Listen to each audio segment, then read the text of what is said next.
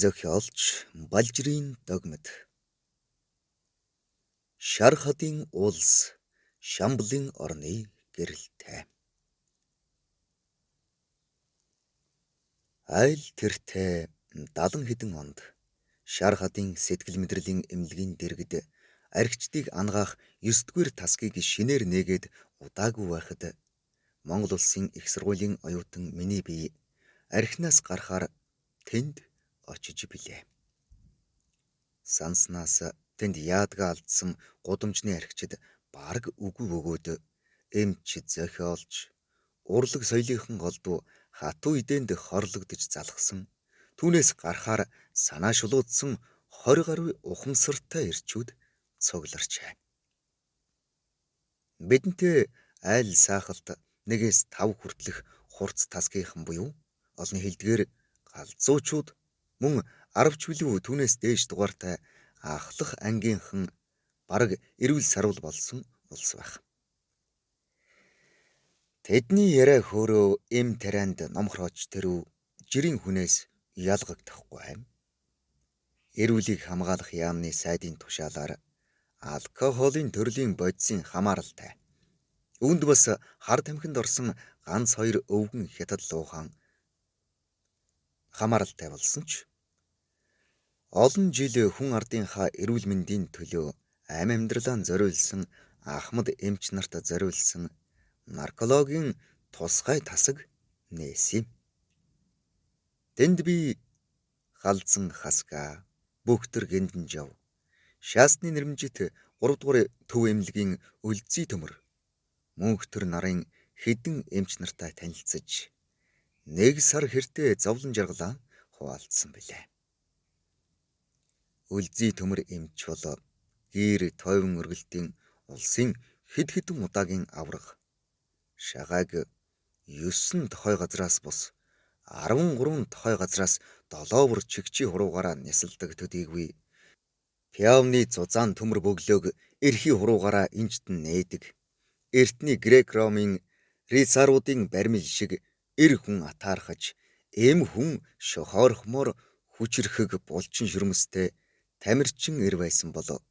Мөнхтөр нь гэмтэж бэртсэн хүний тулгуур эрхтнүүд хөлийн шилбэний ясыг хүртэл тэмээний ясаар орлуулах мэс заслыг олон удаа амжилттай хийн алдаршиж бүгд найрамдах Монгол ард улсын төрийн шагналд нэг бус удаа нэр дэвшсэн боловч нөгөө л гайтай хөөтэй архины асуудлаас болоод хараахан энгэр цоолж амжаагүй нэгэн. Нөгөө бөгтөр химээх гиндэн жав гэдэг зузаан хүрэн ир болов ангаах ухааны дээд сургуулийн багш, алдартай эмч Амин даваагийн найз, хөдөөхээр эмнэлгийн бус орчинд хүнд ангийн хутгаар мэс засал хийж түргэн хугацааны мухар олгоо авсан гавьяатайч эмнэлгийн яс дүрм стандарт зөрчсөн хэрэгээр тухайн цагта шүүх шоронгийн хаалга татж явсан алтан гартай амьд бурхан.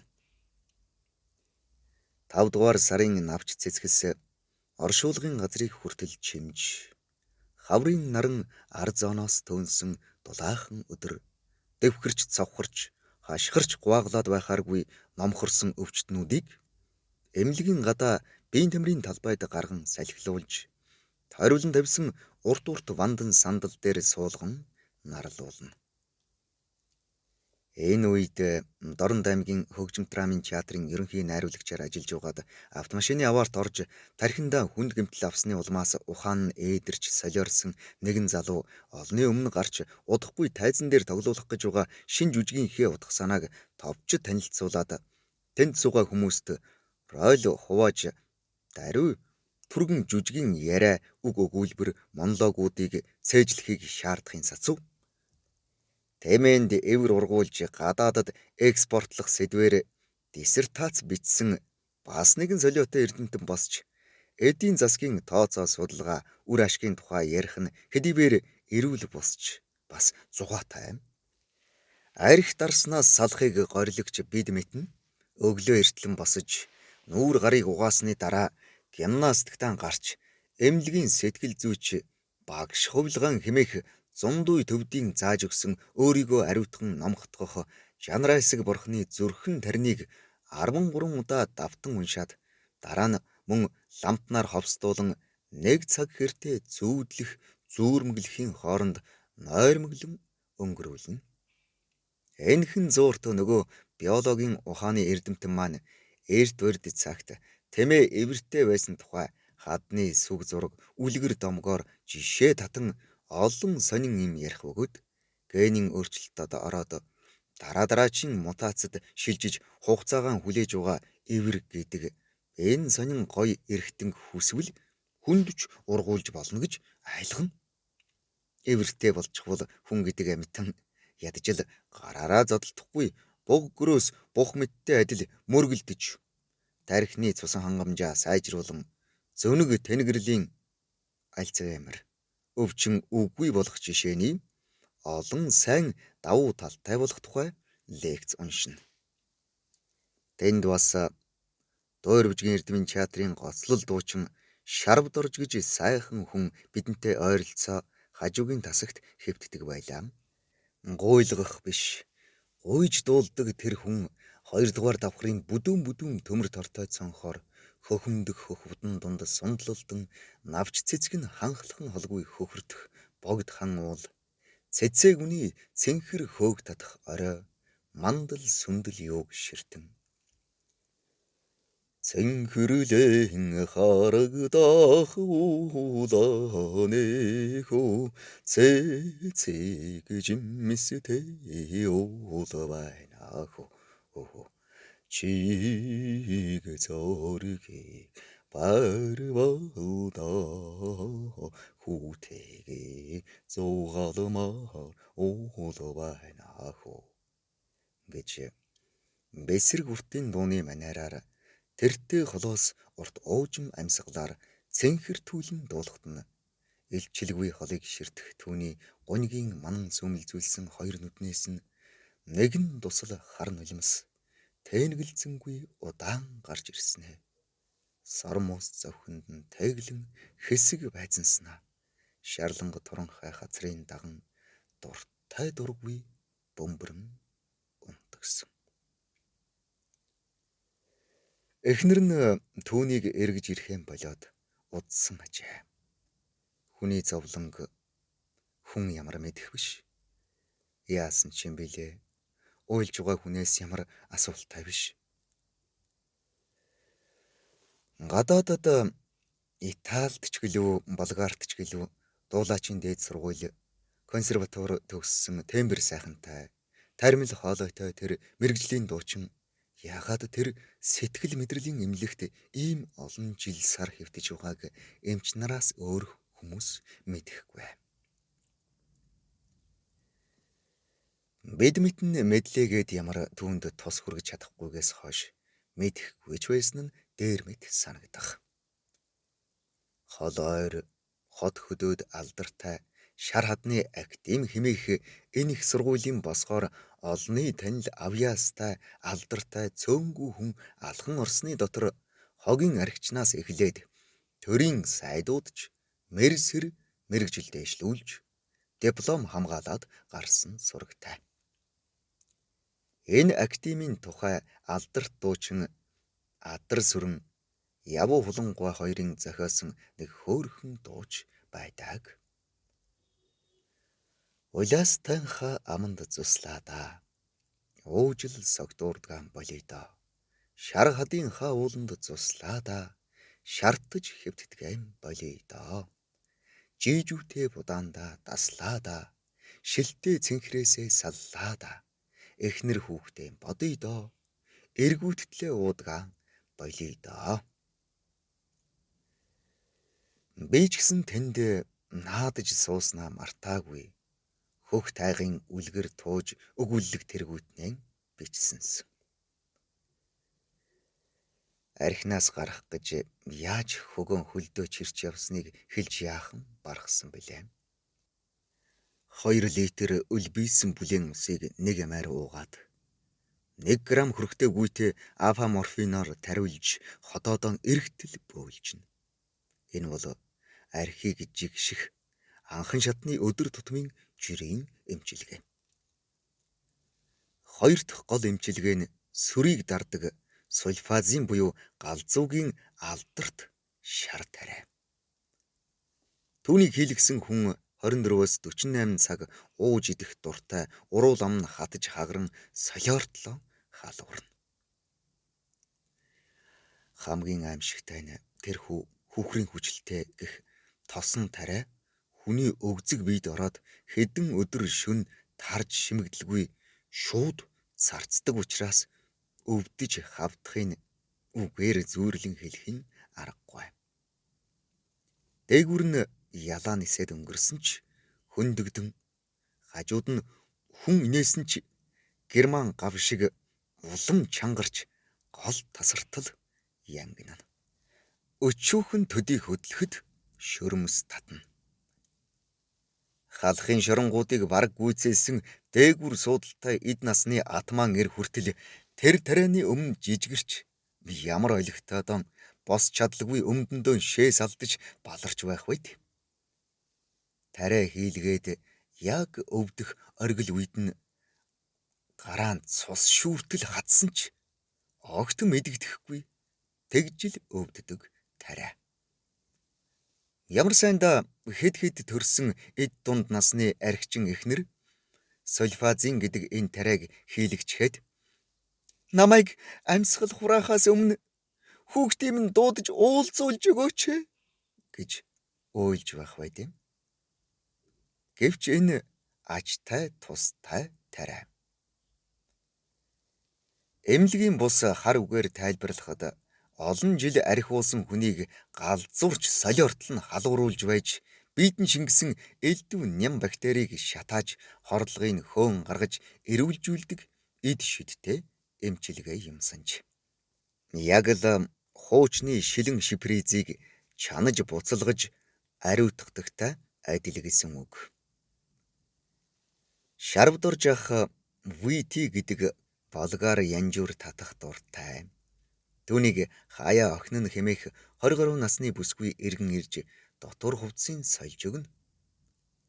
Гэтэл нэг өдөр шарвдоржгүй надад хандан би чамайг шүлэг зохиол бичдэг сэтгүүлч хүн гэж дууллаа. Тэм учраас чи надад нэг сайхан захидал бичээд өг. Учир юу гэвэл миний эхнэрийн толгойг нэг амтан эргүүлээд Сэлэнг аймаг руу аваад явснаас хойш жил гаруй боллоо. Иймд эхнэрийн минь наашаа эргэж иртэл нэг гоё шүлгэлсэн захидал бичиж өгч тус болооч. Эхнэрийг чинь ирвэл чамайг эмнэлгээс гаргана гэж эмч надад хэлсэн. Түүнийг ирэхгүй бол миний өвчнөч мөддөн ил аршиж идэхгүй нь бололтой гэдгийм байна. Галзуу солиотой хүмүүс заримдаа эрүүл хүнээс ч илүү мэрэгэн цэцэн ухаалаг ярьдгийг мэдэх болсон миний бие захидал бичиж өгч болно. Харин юу гэж бичих вэ гэвэл манер бяцхан бодол хийлснэ. Талигаач өөрийгөө хэлж байна. Хоёр нүдэн хөхөртөл таныг хүлээж адаг сүлд нь төвчээр алдарч боомлоод өгсөн гэд миний өмнөөс биччих. Чи юу яриа солиороод байгаа юм бэ? Амиа хорлоод өгчвөл би чамайг ална шүү. Эмнэлгийн захиргаанд мэдэгдэж хуулийнхны тасагт шилжүүлнэ гэж мэдээрэй. Тэнд дандаа хүн амны онц ноцтой гэмт хэрэгтэн худал үнэн галзуурсан яахаас ч боцохгүй ялтан алуурчд байдгийг. Чамайг хаалгаар нь үнэн орвуу, худлаа орвуу, дорн эд бад хийгээд элэг сэмжий чинь ханд өлөгчгөн. Би тэгж арьсан амьдараа хуулуулах хэрэг байна уу? Чам шиг ийм сайхан супер залууд, чам шиг ийм гайхамшигтай дуучинд эхнэр хаанаас мунтах вэ? Муусаа хүүхнүүд чамайг дуулахаар яаж үхэн хатан тачаадж байгааг би өөрийнхөө нүдээр харсан. Чамайг шохоргоод хараад байсан нөгөө загвар өмсдөг хой бүсгүйд би чиний өмнөөс хайрын захидал биччихье. Дээд ангийн тэр оюутан хүүхэн хаяал нэг унж тусдаг болохоос биш бараг эрүүл болчихсон байна лээ. Хайр сэтгэл байхад энэ мэдийн сэтгэл санааны сайн дурын өвчин байтугай өвхөлж та хоёрыг салгаж чадахгүй. Яагав? Есенины булшин дээр Москвагийн хамгийн гоё нэг хүүхэн очиад өөрийгөө буудаад өгчихснийг дулсан л биз дээ гэж хэлвэл шарав дорж ахын нүдэн сэргэн тормолцож намайг тоох болов уу? Нөхөртэй бол яана. Нөхөр ямар хамаа байсан юм бэ? Болохгүй бол Пушкин шиг буудалцсан ч яадгийн. Муу нөхрөөс сайн үхэр дээрээ гэж чи сонссон л биз дээ. Үхрийг бол таргалуулж угаад өвөл алаад идчихнэ. Муу нөхрийг бол өвхөлж голдог. Тэгээд намайг ийм өвчтэй болохоор тоохгүй бол бас зовлон дээр нэг зовлон нэмж сэтгэлийн тамд унах юм шүү. Ямар өвчтэй гэж. Тэгж ярил энэ хорвоо дээр чинь эв эрүүл хүн их цөөхөн байдаг юм штт. Бүгд л синдромтой. Арх уух, мөрийтэй тоглох, хүний ихнэрт дурлах, албан тушаал, ширээ сандлын төлөөх тэмцэл бүгд цөмөрөө нэгэн зүйл өвчин. Чи бол Ленскийн айрыг дуулаад рольдо итгээд солиорчсон сайн дурын өвчтөн. Одоо над тэнэг ролио мартаж ажил амьдрал уран бүтээлийн бод гэж би шарвдарж ахад тушаагаад нөгөө загвар өмсөгч гой хүүхэнд зориулан нэгэн шүлгэлсэн захидал бичвэ. Ховор эрднийн үнэтэй залуу сайхан нас, хосоор амьдрах заяатай замбуу твийн яс. Анх чамайг олж харсан алтанхан хормыг мартахгүй. Атгын чинээ биетээ зүрх гэдэг агуу юм. Аягийн чинээ зайтаач тарих уужимхан юм гэх мэтээр санаандаа орсон хүний өөрийн шүлгийн мөр бадгуудыг холбон бантагнуулсан уртад захидал бичиж дээр нь улаан сарнай зураад шарвдарж ахтаа уншиж өгвөл баярлан хөөрч. Би одоо дор нь гарын үсгээ зурх уу? Яах уу гэж байна. Хэрэггүй дээ. Энэ ямар албан бичиг биш. Тэр хүүхэн та бид хоёрын бичгийг ямар ялгах юм биш. Харин эхнэр болох хүнтэйгээ уулзаад элдв долоо юм донгосж угаад эдгэршгүй өвчтөйг мэдэгдчихвээ гэхэд тэр цочисхийн өөдөөс нухацтайгаар ширтэж би эдгэршгүй өвчтөй юм уу? Үгүй дээ, үгүй. Зүгээр л уран зохиолын халил байхгүй да. Энэ үгийн өө сэв андахгүй байгаа чинь таныг эрүүл гэдгийг батлаад байхад юу ярих гээд юу яриад байгаа юм бэ? Би тань шиг гайхамшигтай ийм дуучин болж төрсөнсөн бол ингэж Монголд шар хадны болны заваарч хэвтэхгүй байсан. Айл эрт баруунаад гарч Мариинскийн театраарч тогтохгүй Орос, Болгар, Итали, Америкт очиж дуурийн одуудын толгой дээр цахиур хагалж явах байсан. Тавл дэлхийн хэмжээний сонгодог дуучин. Удалгүй миний хүргэж өгсөн захидлын хариу ирлээ. Майн нэгний баярын цэцэг навч бүхий ирээн догтойтой захидлыг задлбал улаан будагтай уруулын дардас бүхий тамган дунд бүсгүй хүн эр нөхрөө яаж хайрладгийг би чамд үзүүлнэ. Би энэ өдөр энэ цаг минутаас хойш би сэтгэлээ тушаалаа. Чиний туул гэсэн байлаа. Хагас сайн өдөр бүр өвчтнүүдийн дунд зохиодог 50 тасгуудын танилцах үдшилэг дээр туул шарвдарж ах хоёр тасгийн дугаар хадсан өвчтний хувцаанд тайлж час улаан балааж тас хар костюмтой ирээд олны харцыг хөл дорон унтал бүжиглэв. Эрэгтэйчүүдийн тасгийн совилогч Лавгсүрэн гэдэг залуу ир төгөлдөр баян хуур хөгжим алдлан татаж Вальсийн хаан Вавка төм жиргалын хөгжим алдарт дурлалын вальсийг бүжгийн заалан төдийгүй онгорхой хаалга цонхоор шар хадын эмнэлгийн хашааг дүүртэл эгшгэлүүлэхэд шинхэн танилцсан хоёр хос амтан хүний алагнуудыг атаархтал шалан дээр бус агаарт жингүйдсэн мэт эрэм палажны хормойг дэрвүүлэн эрвэхээ адил эргэлдэн бүжив. Миний хүсэлтээр эмнэлгийн ерөнхий эмч гээд орж ханд тэр хосод эрүүл сарвал болсонд нь баяр хүргэж хоёуланд нь галуулан сарнай цэцэг бэлгэллээ. Хүмүүс алга нэжгнүүлэн ташиж танхимд талархлын хөгжим эхшиглэв. Туул толгойд жаахан ёоётой болохоос өндөр гойлог нүд дүүрэн сайхан бүсгүй байлаа. Ямар л ёоёогүй хүн миний бичсэн тэр галзуу хүний өдрийн тэмдэглэл шиг захидлыг аваад зөвшөөрч байх бай дээ. Гэвч би тэр хоёр ядарсан амьтанд эм тарианаас ч илүү сэтгэл засал хийж хоёулангийнх нь өвчнийг бараг эдгээсэн байх гэж одоо хүртэл итгэж явдаг юм. Олон жилийн дараа тэднийд нэг очиход үртэй хүүхэдтэй сайхан айл болсон байж билээ. Хайрын хонгор сэтгэл жаргал дундаа ташуурч ханилахын сайхан заяа хүнийх болохыг харлаа.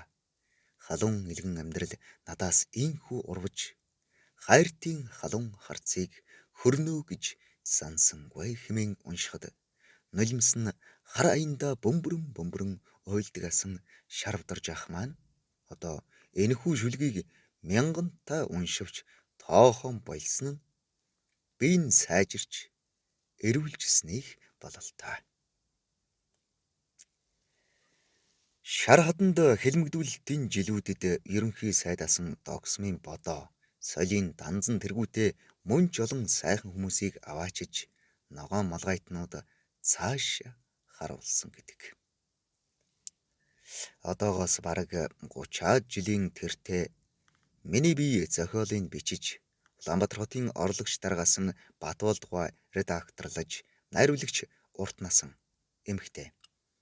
Дэглсэн учрах тавилан гэдэг уран сайхны киног хөлөг компанийн захирал Дорноговын Алтан шандын хөрөнгө мөнгөөр бүтээж өргөө кинотеатрт нээлтийг хийж тухайн цагта олон түмнийг шуугуулж байсан өдөр бий билээ. Тэр үед киноны маань гол баатар цөөнгүй хүний бодийг хөтөлсөн дотоодыг хамгаалахын төлөөлөгч асан ахлах комиссар Сэрж Готов гэдэг хүнч амьд сэрүүн байсан бөгөөд надтай заргалдан. Бууны ам дээр очихоор чам шиг муу юм байтугай чамаас цаадах нь яаж жижигэрч арчаага алдан миний гутлыг үнсэж байсныг чи харсан ч болоосай. Түүх давтагддаг юм шүү гүлэг минь сайхан мэдэрэ гэж занаж байсан нь одоо ч чихэнд сонсогдох шиг болдог. Миний энэ киноны үйл явдал бол болсон бодит амьдрал. Үүн дээр нэмж чимж хэтрүүлсэн юм бараг байхгүй. Зүгээр л уран сайхны шигтгэе болгосон ганц хоёр юм бий байх. Киноны гол утга санааг товчоор өгүүлэх үед хэдэн ялтанг ногоон малгайтнууд хороохоор харанхуй бүрэнхий цагаар шар хадын уулын зүүн талын хадан мөрөг цогтоор аваачаад гарын ард нь хүлэн нэг ухсан нүхний амсар дээр доош нь тонгойлгон суулгаад ахлах комиссар Сэрж Готов нийтэд хандан. Аманда алтан шүдтэй гартаа ганц гуйлын гаригтай хүн байвал босоод ир.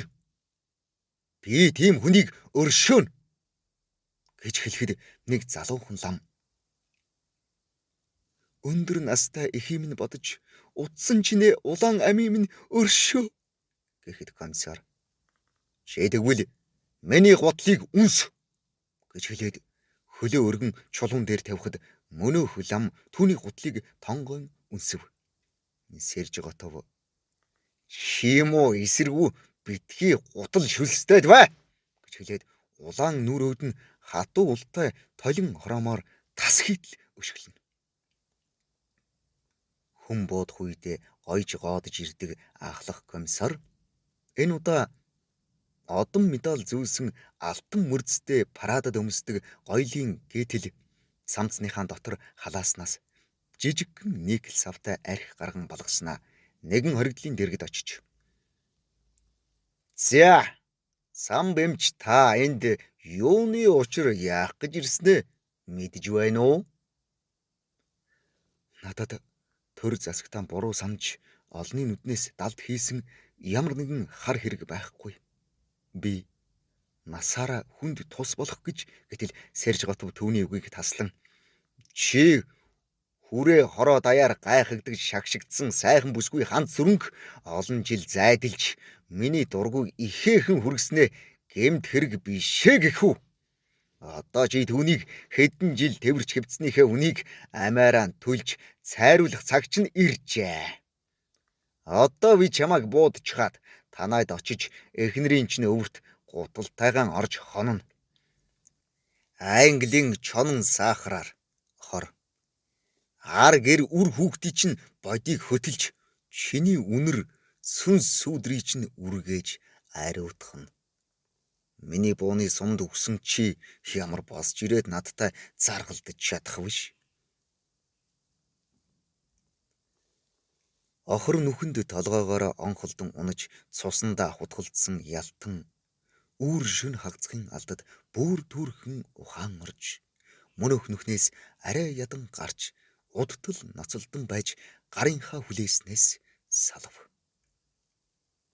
Халамцуу согтуу комиссар түүний дагз руу буудах гэд хүзүүнийх нь булчинг хажуу тийшээ хаваад буудчихсан болохыг ухаарсан цамб хөлийн хөж эргээр шарахтай хүзүүгэн ороогоод гараараа газар тулан бостол цусыг алдснаас толгой нэргээд золтойл хад чулуу мөргөж унсангүй арай ч тогтов.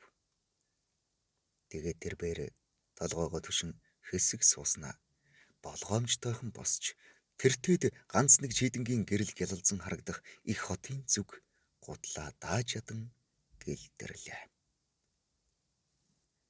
Шар хадын уулын зүүн талын хадам мөргцөг ханан хаданд ховсголын эсэргүүнүүдийг буудсан сумны царцдас тоглогны үлдэгдэл дээр үед эн тэндгүй байсан гэж хууччул ярьдаг боловч эдүгээ зам засварынхан мөнөх хадан хошууг дэлбэлж улмөрийн балалжээ. Солийн данзан сайд энд буудуулахдаа шинэхэн шар торгон дээлэн тайлж би маань та нарын дайсан болохоос биш миний хувцас төрийн эсэргүү биш учраас үнийг бууны сумаар сийчин цоолоод яах вэ? Нэг ядарсан хүнд өгчхөөрэй гэж хэлээд буу шагаан зогссон цэргүүдэд дээлээ нямбайлан эвхэд өгсөн гэсэн яриач байдаг. Энэ бүхнээс аж хада шар хадын уулын хад чулуу олон гэмгүй хүмүүстэй хамт олон удаа цаазлуулж олон зуун бууны суманд шархаджээ. 1936 онд 3 наснда хувилгаанаар тодорсон Хэнтийн мэргэн жаал Мандчир бурхны хувилгаан Цэрэм Понцог буюу Ламааданг 1944 онд дотоодыг хамгаалахын 2 дугаар хэлтсийн дарга болд эцэг ихэнх нь хамтаар дотоод яамны байшингийн доод хонгил буюу буудлагын тэрэнд буудан алжээ. Хожим нь олны хар хилам хараалж ятгч хүрсэн юмсан уу ахлах комиссар болдын хятад улсад сурч байсан охин нь хүнд хорлогдсон нас баржээ. 1990 оноос хойш монголчууд бид нээслэл хотоо мөнч олон удаа танигдахгүй болтлон нураасан та. Хуучны үүх түүх хадгалсан уран барилгын хэв загвартай том жижиг олон байшин барилгуудаа бүгдийг буулгаад одоо нар салхи үздэггүй бие биеийнхээ хаалга цонх орц гарцыг тагласан хотын чимэглэх ямар ч сонгодог содон шийдэл ур хийц гэх юмгүй баахан уйтгартай шилэн байшин тайл үлдэх шивтэй. Газрын 2-3 ч том хагарал нээслэл хотыг маань баруун талаас шараг хөвийн дөрлжийг даваад туулын хөндөй рүү аль эрт авраг могой шиг мөлхөн орж ирснийг анзаарах амтанч алга. 70-80 он байтугай 2000 оны Улаанбаатар хотын хуучин барилга байгууламжууд өдрөөс өдөрт цөөрч шөнөөс шөнд шилжих бүр амьсгал хураах мэт арчигдсаар одоо бараг данс дугуйлж байх шивтэй. Нисхийн цагаан хаалга Анхдугаар 5 жилийн төлөвлөгөөний нээлттэд зориулж босгосон аж үйлдвэрийн комбинатын сүлдэт хаалга, хуучнаар Ленины музейн ард байсан Дэн нацагд орж Паган дулам хоёрын амьдарч байсан гэх хувьсгалчдын хоёр давхар дүнзэн байшин, хуучин өндөр хоршоо буюу одоогийн Занбазрын музейн зүүн бөөрөнд байсан Бараун Унгерны штабын жижигхэн дүнзэн байшингууд, дээд нисэх буюу одоогийн буян тухайгийн нислэгийн талбайд аргамжаатай байсан эх орны дайны үед үйлдвэрлэгдсэн Эстер Бетел хэмээх Як 9 По 2 95 зэрэг модель маркийн 2 хүний суудалтай байлдааны сөнөгч онгоцууд, гадаад яамны зүүн талд байсан хүүхдийн номын сангийн 3 давхар Европ маягийн ногоон дээвэрт жижигхэн байшин, цогтхон тайж киноны дотор талын ихэнх зургийг авсан улсын филармонийн байшин, уран гой загвартай сонгодог хийцийн 4 багантай улсын 1-р амарчих газрын хээ хуар бүхий барилга гээд тоочоод байвал гадна дотны хүмүүсийн нүд сэтгэл баясгасан олон сайхан ордон, Оросын консулын 2 давхар модон байшин бүгд Орос сургаггүй алга болжээ.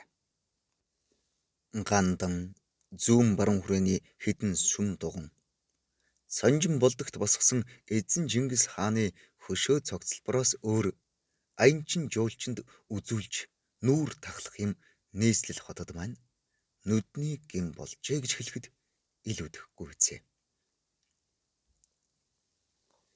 Нэг өдөр адраа надаас чи одоо орох оронгүй, оож хаяггүй оюутан байж иж энд яах гэж ирсэн юм бэ хэмээн асуухад нь би архинаас гарах гэж ирсэн юм аа гэвэл тэр нүдээ онилгон доогтоогоор инээж ороогүй байж гараад ухтаа яах вэ?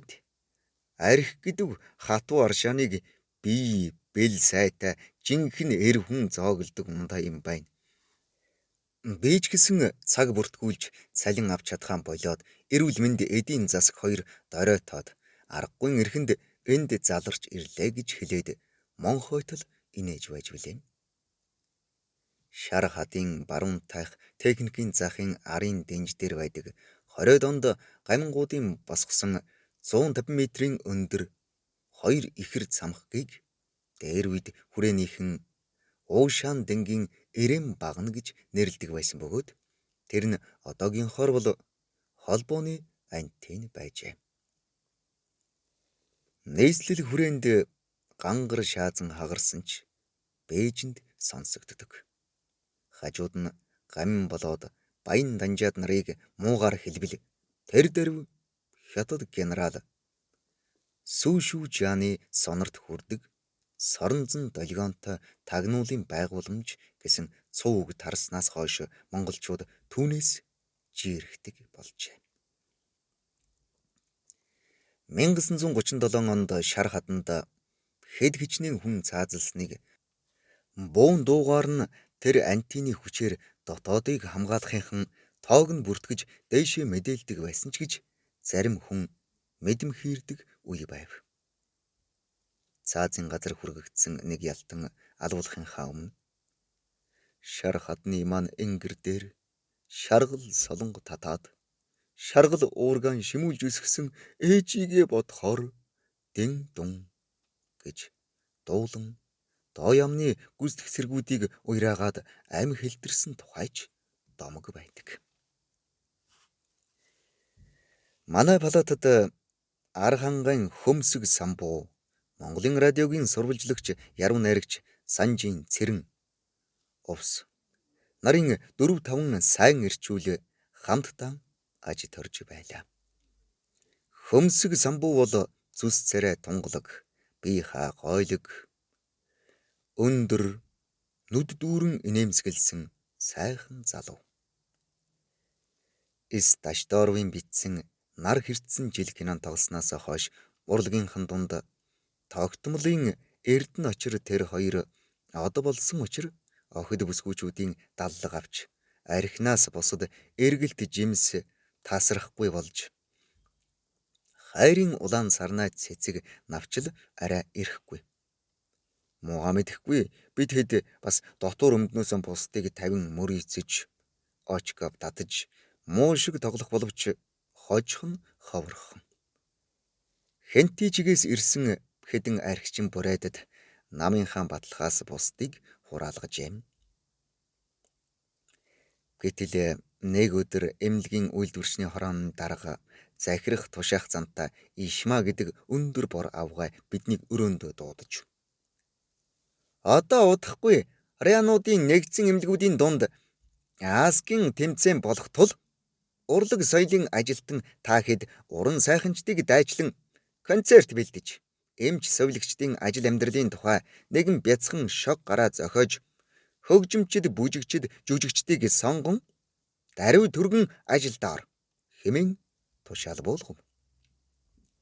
Яруу найрагч Цэрэнбит хоёр хошин шог гараа жүжигчлсэн тоглолтыг сценаар бичиж жүжигчин самбуу найруулж концертын гол хэсгийг дуучин Адар Сүрэн, хөгжмийн зохиолч Чой Баатар, хөгжимчин Пүрвдөрж нар дэглэх үүрэг аваад ажилдаа шуур хайлан орлоо. Аск концерт хоёр нь тус тусдаа бөгөөд 2 өдөр дараалан тоглох хөтөлбөртэй ажээ. Энэхүү тоглолтод бэлтгэх багш нар буюу бидний хэдэн өвчтнүүдийг урлагийн үзлэг тайлан дуустал элдв ачаалал хүндрэлтэй эмчилгээнээс төр чөлөөлж авьяа сонгодоо хөглөхийн тулд ажлын эрх ашигын үүднээс хэтрүүлэхгүйгээр хаяа 100 г татахыг эмч нар зөвшөөрч шалгаруулалтын цаг хугацаа тулсан учраас бие биенээ уруу доош таталгүй хариуцлагатай ажиллахыг анхаарууллаа. Цэрэнбит хоёр хэд хоног тархи толгоогоо маажиж малтаж баймажин эмнэлэг эмч нарын сэдвтээ нэгэн инээдмийн хошин жүжигийн сэдв арай ядан олов. Тэр нь юу вэ гэвэл нэгэн эмгэн өвгнөө эмнэлэгт хэвтүүлэхээр олон хоног орны очир хүлээжээ. Тэр хоёр хоёулаа үсгүй, хоёулаа ижилхэн хүрэн дээлтэй, хоёулаа таягтай. Гаднаас нь харахад танихгүй хүнд бол аль нь өвгөн, аль нь эмгэн болох нь ялгагдахгүй өндөр настай хүмүүс байх юм. Нэг өглөө эмнэлэг дээр яваад очисон чинь эмч тэр хоёрт хандан сая нэг ор гарлаа. Тийм болохоор өвөө та одоохон шээснийхээ шинжилгээг өгчхөөд хэвт гэжээ. Гэтэл өвгөн түрүүхэн хэдэн минутын өмнө шээжгсэн тул шинжилгээнд өгөх шээс байхгүй болсон учраас сандрахта эмнэлэгт л хэвтж байвал хэний ч маань шээс юуны хамаатай гэж бодоод эмгэн өвгнийхөө оронд шээгээд шинжилгээ өгөөд арай ч ам мултас амжин эмнэлэгт хэвтэв. Тэгээд өвгнийг олон хүүхнүүдтэй нэг том палатад оруулаад хэвтүүлчихэж. Ер ичиж зовхоо мэдэхгүй шалдан нүцгэн хүүхнүүд өвгнийг амтэнч гэж тоохгүй урдуур хаагуур нь гүйлдээд байх юм гинэ. Өвгөн хүнжлөө толгой дээгүүрээ нөмөрчхөөд хэвтээд л байж. Гэтэл нэгэн эмэгтэй эмч орж ирээд өвгний сторийг гүйлгэн харснаа биеийг нь цамцных нь гаднаас чагнаж үзээд гэдэс хэвлийг нь хэсэг дарснаа гинт өмдийн доош татан шовтолтол өвгний болдгүй бороо өвгөн гинт өндөс хийгээд гараад ирсэнд нөгөө эмэгтэй эмч хөл нүцгэн хүн могоо дээр гიშгсэн мэт өвгний боовноос цочин дуу алдан босон харайж та чинь эрэгтэй хүн байж яахаараа эмэгтэйчүүдийн палатанд орж ирээд чимээгүй нуугдаад хэвтэж байдаг билээ? Энэ өвчтний түүхэнд авсрахсан шээсний шинжилгээ хэнийх юм гэж сандрав. Манай эмгэнийх. Яагаад танаа эмгэний шинжилгээ таны юмд ордог билээ? Гэвэл өвгөн учир зовлонгоо тоочин шинжилгээ өгөх үед миний давсганд шээс байхгүй байсан юм аа. Тэгээд 20-30 жил дээр дараа орон холилдож 2-3 хүүхэд хийсэн эмгэн бит хоёрын шээс ялгаа юу байх вэ гэж бодоод эмгэн маань миний оронд шээсний шинжилгээ өгч гисэн юм гэхэд эмч уурлан та өчнөөн олон нүцгэн шалдан хүүхнүүдийг харсаар байж чимээгүй орж ирчгээд хараад хэвтэж байдаг яасан ичдэггүй заваа өвгөн бэ? Одоо бос гэхэд өвгөн бас мөчөөгөө өгөхгүй. Би эмч совилогч нарын ор гэсэн орон дээр ирж хэвтсэн. Надад ямар ч буруу байхгүй. Тэгэж би харсан хараагүй харанхуйч гэгээтэй ялгаагүй эмэгтэй хүний хаана юу байдгийг эмч та нараас дутуугүй мэднэ гэж уурсангүй хэлээд хөөгдөн гарав. Цэрэн бит хоёр хошин шиг гарааны зохиол гэж нэг иймэрхүү инээдэн ханиад болсон юм бичиж албан хаав. Халахын голын дайны дараа алдарт нисгэгч генерал Матросын Зайсанов нутагтаа амархаар очоод ах дүүгэнд айраг уугаад сууж байтал гинт буун дуу тас хийж гэрийнх нь гаднаас хэн нэгэн хүн түүнийг буудаад гарахын завдалгүй мориндоо мордон зугтсан бөгөөд мөнөх буудсан этгээд нь бараг ах дүүс садан төрлийнх нь хүн байжээ. Энэ бүхэнд гомдож уурн хүрсэн генерал тэр даруй Улаанбаатарт буцаж ирээд маршал дээр орж надад нэг онгоц өг. Хэдэн бөмбөгний зөвшөөрлөг. Би тэр эсэргүүнүүдийг хүний өөрийнхгүй бүгдийг устгах чаад ирье гэхэд маршал жойволсон. Бөөсөнд хутга гихчээр чи хөдөөний ганц хоёр ухар мөчөд хүний бодийг хөдлөхийн тулд онгоц бөмбөг гуйж сүржигнэхийн хэрэг юу?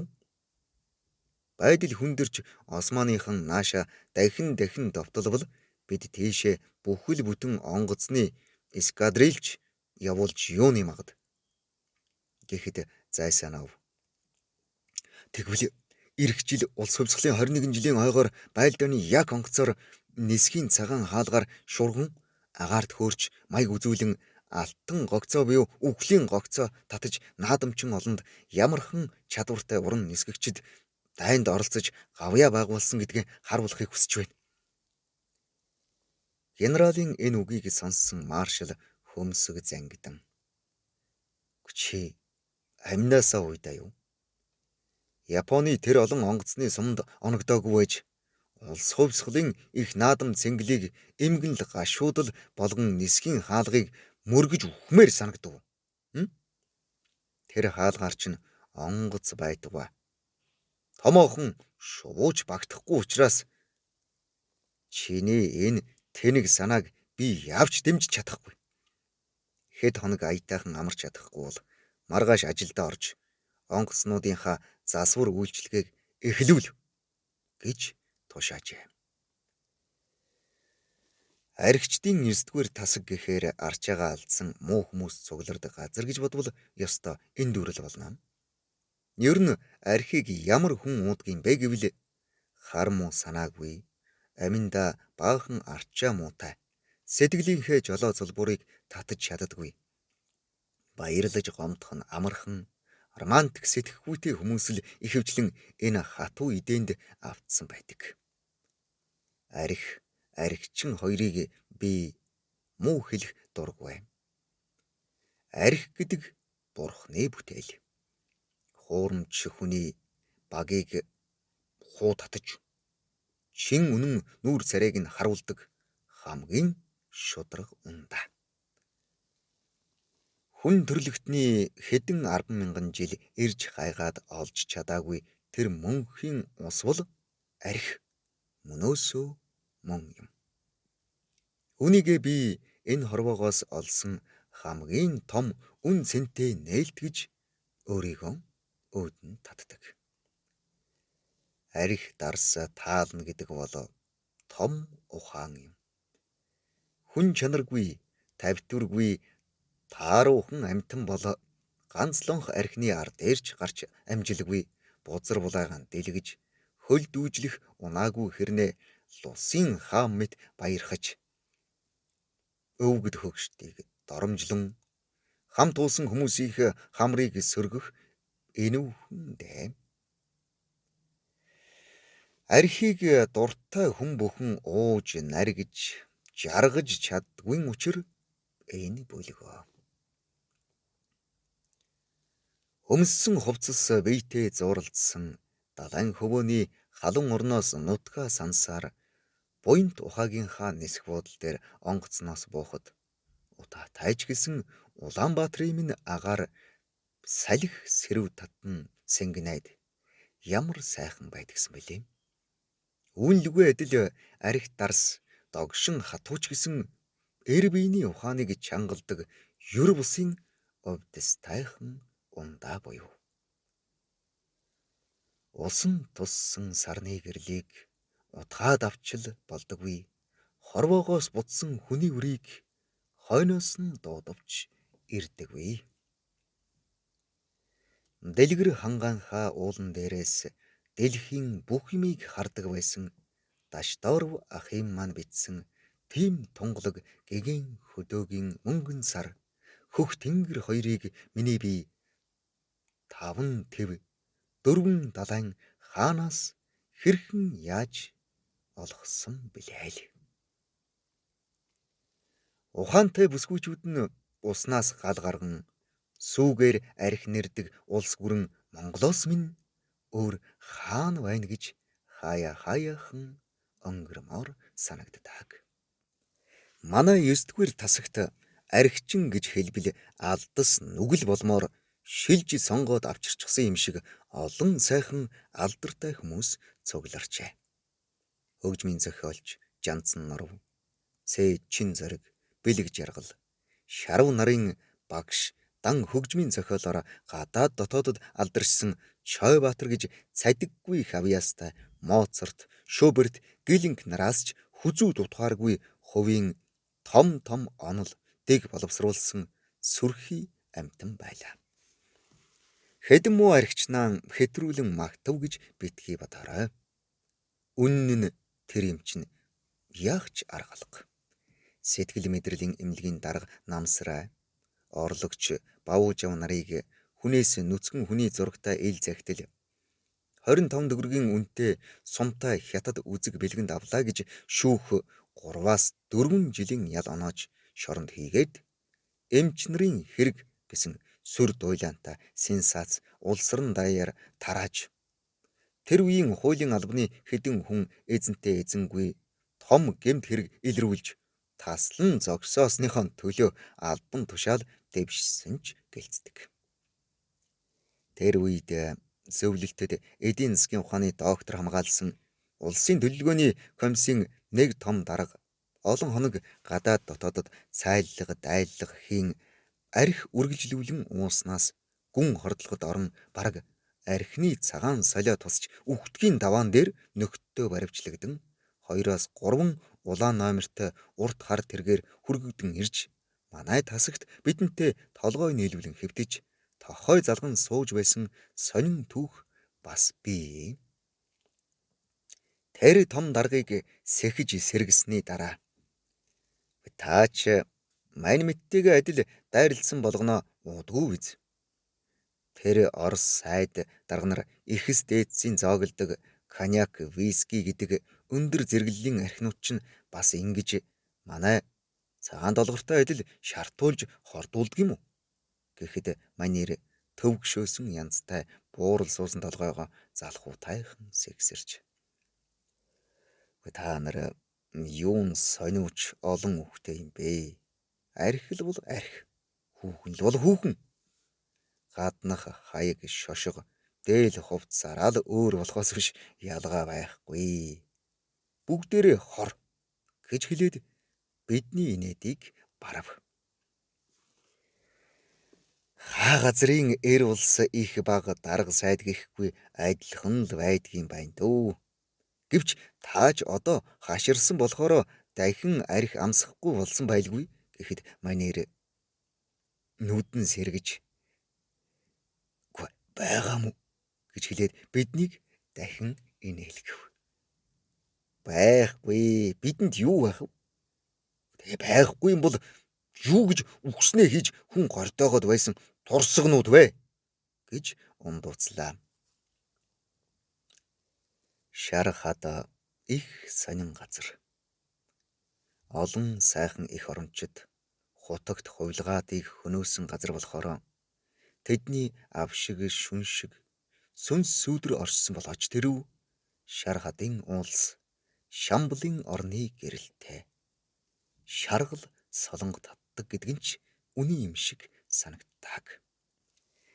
Шар хадын больницад цөөн настайчуудыг эс тооцвол дандаа царайлаг мис охид хүүхнүүд ирэх нь гайхмаар. Ямар сайндаа тасгийн эмчлэгч эмч Миний багш зохиолч Сэнгийн Эрдэнэ өвчтөндөө дурлаж сүйд болж байх байт. Тэр бүгдийг сонсоод би сайхан бүсгүй бүгдээрээ жаргадаггүй гэдэг үнэн чинь болов уу гэж боддог байлаа. Сайхан бүсгүйд ил талд зовлон их бий. Тэднийг харсан лам хар ялгаагүй бүгд сонирхож шохоорхон элдв үгээр толгойг нь эргүүлэн уруу доош татаж сэтгэл санааг нь өмүүлж сандаадаг. Дараа нь хэлсэн ярьсандаа хүрэхгүй гомдоодог. Мунаг тэнэг хөлчүү харцаараа цусных нь улаан цагаан бөөмийг задалж эсвэл хэн нэгэнтэй хий хоосон хардаж итгэл сэтгэлийн гутаадаг. Эмзэг хонгорхон зүрх сэтгэлээр нь тоглож тохуурхдаг гэд тоочод байвал олон юм хэлж болно. Энэ бүхнээс болж эмхтэй хүн элдв оёг өвчтэй болдгийг хэн бүхэн мэднэ. Сансар окторгуйн хязгааргүй орон зайнаас нисэн ирж алган дээр минь буугаад аля хөөхөн зангаараа элдвлэн байхгүй юмс нэхэн шулганхан жиргэх хөөхөн шуухай бол бүсгүй хүн юм биш үү? Хүүхэнд хань болж хүүхдэд эцэг болж чадахгүй мусай новшин ирчүүлэл тэднийг мөнгө хөрөнгө алдар нэрнээс ангижирснаас л шар хаданд хамаг л царай зүстэй сайхан хүүхнүүд ихэвчлэн ирдэг гэхэд хэтрүүлэг болохгүй. Эхнэртэй ламаар сам бүү тавиул эвэртэй үхэрт өөжин бүү тэгнэ гэж эртний мэргэн үг байдаг. Одоогоос 30 гаруй жилийн тэртээ миний бие гандангийн их хамб чой жамцгуйта ярилцлага хийж угаад. Гүй танай лам нар чинь ихэнх нь эхнэр хүүхэдтэй юм. Бурхны номд лам хүн эхнэр авах нь байтугай элдв самун юм бодохч 20-той гээд тэр 10 хар нүгэл 10 цагаан буян дотор чинь билээхэн биччихсэн байна шүү дээ гэвлээ. Энэ олон эрдэм чадалтай оюуны их савтай хутагт ховргуудын үр удмыг үлдээхгүй бол шашин маань шашин биш болчих гээд байна шүү дээ. Тэгвэл та яагаад өдий болтол тогооны хүн авдаггүй юм бэ? Танд нууц амраг бий юу? Хүн хүний бодол өөр. Надад цээжиндээ баримтгэлсэн Бурхны номоос өөр элдв нууц юм байхгүй гэж билээ. Тэр үед их хамтан бит хоёрын хэн нь залуухан байжтэй. Монгол улсын төрийн сойрхолд ардын уран зохиолч, соёлын гавьяад зүтгэлтэн, богиногүлгийн нэрт зохиолч Балжирийн догмит 2025 оны 3 дугаар сарын 11. Уншсан Эрхэнбаярын Баттарж 2025 оны 3 дугаар сарын 22.